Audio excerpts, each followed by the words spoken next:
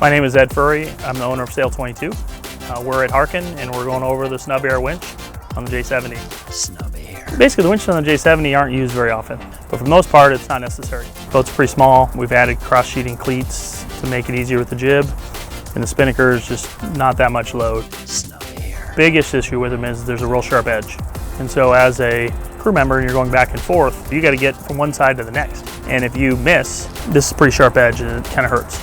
So people start off by just putting beer koozies on them. They would get some dense foam, Tyvek tape them.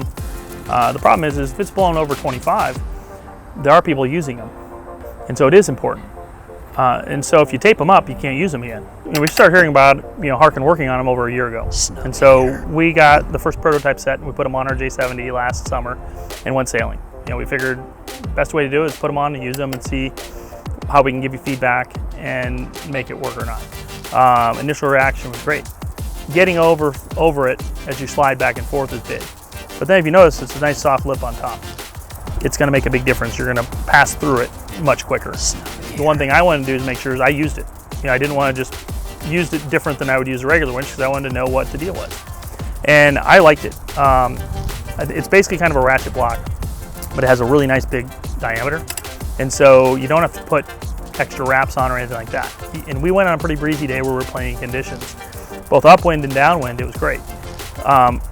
For jibing or tacking, you can just pull the sheet off the top and then it's on to the next side. And I think that's pretty important. You can just have it as a ratchet block to use by hand. But big breeze, you're gonna want it and you're gonna need a handle. Then you put this insert in top, it locks in, and then you can use any winch handle that's out there. It's not a ratchet block, it's not a winch, it's its own thing.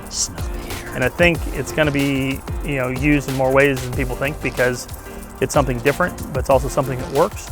And I think it's very functional, and I think people are gonna like it and start using them, especially on the J70.